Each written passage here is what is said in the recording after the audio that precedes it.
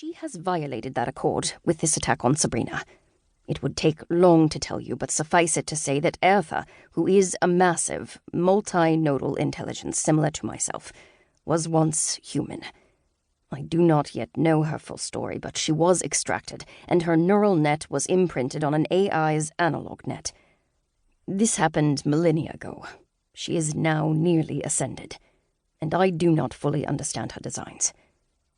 Well, she has designs on Sabrina, that's for sure.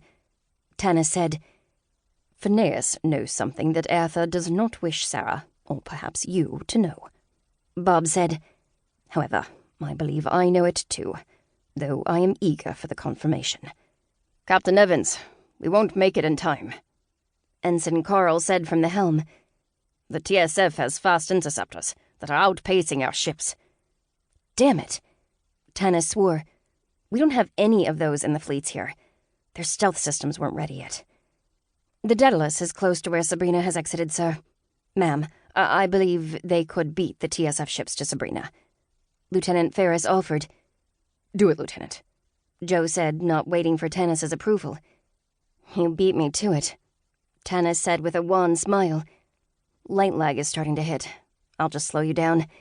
Do what you have to. But if you have to take out any TSF ships, try to be non-destructive. We're going to need their help against that fleet coming in system, once it finishes with Isira's fleet out past the heliopause. Do you think you can get control back from this Eartha shard? Joe asked. We're too far out of range to be effective. Once we fix what the Orion Guard broke on the Galadriel, we'll follow after. Until then, Bob, do what you can to get Myriad under control. Wait. Orion? Joe asked. Yeah, their guy is the reason I need a new arm. Tanis said. Go. I'll see you soon. I am attempting to converse with the AIs on the TSF ships. Bob said. I have only gotten through to 2 of them. The others have all rebuffed my attempts. They are under duress.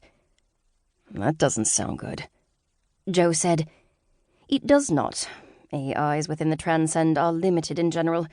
Not like those in the inner stars, it is more of a shackling, and less a lack of awareness. I now believe it has been Eartha's doing all along. She has ensured that when the time came, she could force her will upon them. How could that even happen? Asked Joe. An entire civilization's AIs under the control of one being? It is deplorable, Bob said in agreement.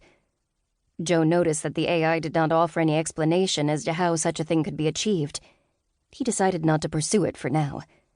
Pushing those larger moral issues from his mind, he brought up the space surrounding the New Canaan system on the bridge's main holotank. New Canaan's ISF fleets were bracketing the TSF ships as they raced towards Sabrina's position, over 300 million kilometers away. The ISF fleet greatly outnumbered the Transcend ships, but most were little more than hulls with engines. Many did not even have functional weapons arrays, and even fewer were crewed by more than half a dozen people. If it came to an all-out fight, New Canaan would win, but the cost would be high. And with the AST fleet bearing down on them from outside the system, they were going to need all the ships they could get for the colony to survive. Colonel Espenson. Joe addressed the I-2's XO, Rachel Espenson. She stood amidst the scan team's consoles, reviewing their data on the TSF fleet's weapons. When Joe called out, her head snapped up.